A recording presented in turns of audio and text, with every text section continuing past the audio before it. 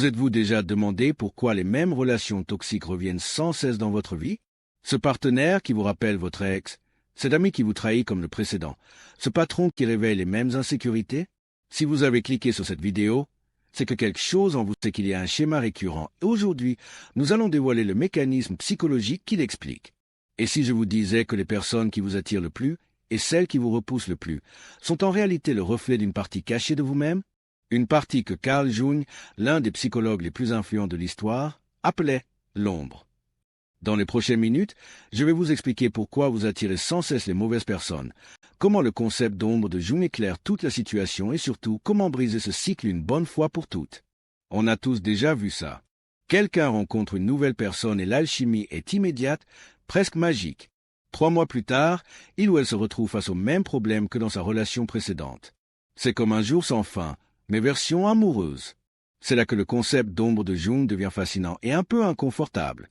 Jung pensait que nous avons tous un « moi ombre », les parties de notre personnalité que nous avons rejetées, réprimées ou niées. Ce sont les traits que nous considérons inacceptables ou honteux, alors nous les refoulons dans notre inconscient. Mais voici le hic.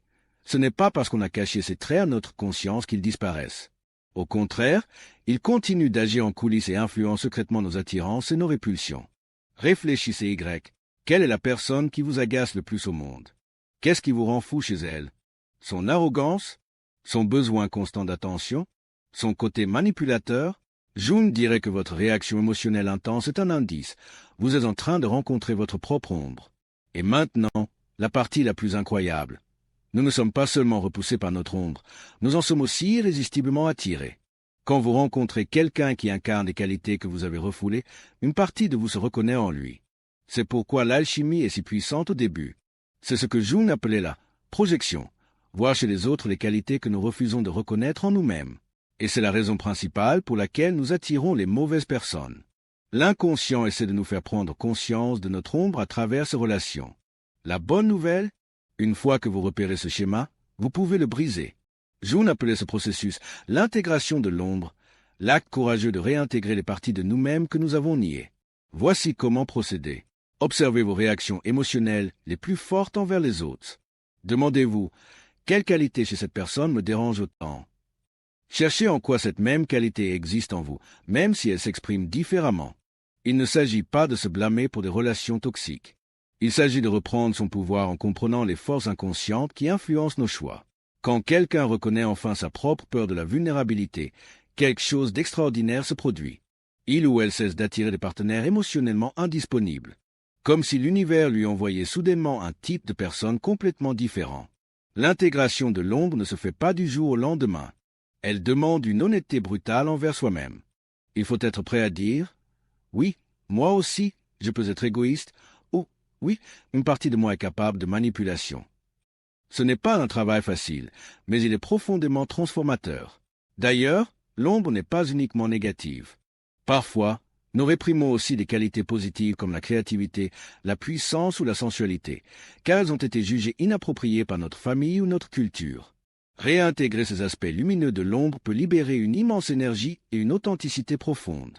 Voici le paradoxe que Jung a découvert. Les parties de vous que vous voyez le plus sont souvent les clés de votre liberté psychologique. En acceptant votre ombre, vous devenez moins facilement déclenché par les autres et plus capable de les voir tels qu'ils sont réellement. Jung écrivait « L'ombre est un problème moral qui met au défi toute la personnalité du moi ». En d'autres termes, affronter son ombre demande un véritable courage. Mais la récompense, c'est des relations authentiques, libérées du cycle sans fin de la projection et de la déception. Voyons quelques schémas d'ombre courants dans les relations. Si vous attirez constamment des partenaires dominateurs, il se peut que vous ayez rejeté votre propre besoin de pouvoir et de contrôle.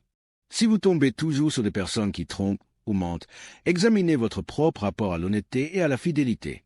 Si vous êtes attiré encore et encore par des partenaires émotionnellement indisponibles, interrogez votre propre peur de la vulnérabilité et de l'intimité.